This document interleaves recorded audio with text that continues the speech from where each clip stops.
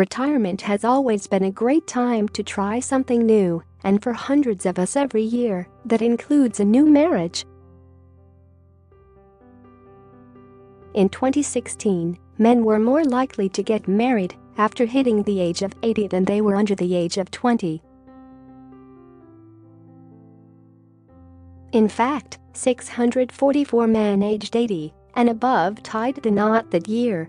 In the past 10 years, marriage rates for men over the age of 65 have risen by 32%. For women, it's much higher, 78%. There's plenty to be said for marrying later in life. It means comfort and companionship in those retirement years. However, getting married in retirement comes with complications, warns Sarah Coles, personal finance analyst at Hargreaves Lansdown, from the impact it could have on your income to the effect on your children. So before you risk the discomfort of going down on one knee, Sarah shares 10 things you should consider. 1. Benefits. Some benefits could be cut from the moment you move in together. If you get means-tested benefits, such as housing benefit or pension credit, your partner's income and savings are added to yours to work out if you're still eligible. If your previous spouse died and you get bereavement benefits, you'll lose them when you move in together or remarry. 2. Spousal maintenance. If you're divorced and get spousal maintenance, this usually stops when you remarry. Even if you just move in together, if you become better off, your ex-partner could ask to reduce or stop payments. 3. Widow's pension. If you've been widowed and are getting payments from your late spouse's private or workplace pension, those payments might stop if you marry again. It depends on the rules of the scheme, so you need to check this. 4. Property. If you both own a property, you could run into tax problems.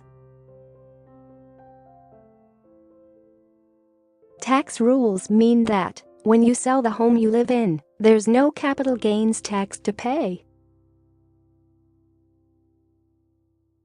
So if you have your own home and one of you sells up to move in together, before you get married, it's tax-free. Once you're married, you can only have one main home between you, so if you sell the other house more than 18 months after getting married, you may have to pay capital gains tax. 5. Pension benefits. Your own pension may pay benefits to someone else when you die, especially if it's a final salary pension from work. Some automatically pay out to your new spouse, but others will be set up to pay the person you were married to when you joined the scheme, so you need to fill out a nomination of beneficiaries form to redirect payments to your new spouse. 6. Child maintenance. In the unlikely event you're getting child maintenance, your ex may ask to cut payments if your financial situation improves. If you're paying child maintenance and you marry someone better off than you, your ex could ask for more. 7. Life insurance. You should contact your life insurer and check how it will pay out after your death.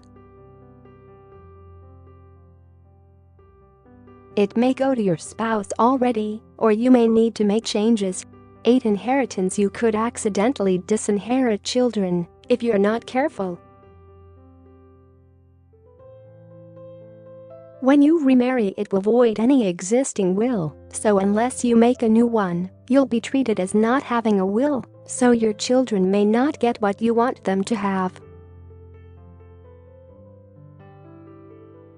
The other risk comes if you give everything to your spouse to avoid inheritance tax on the understanding they will pass it on to your children after their death.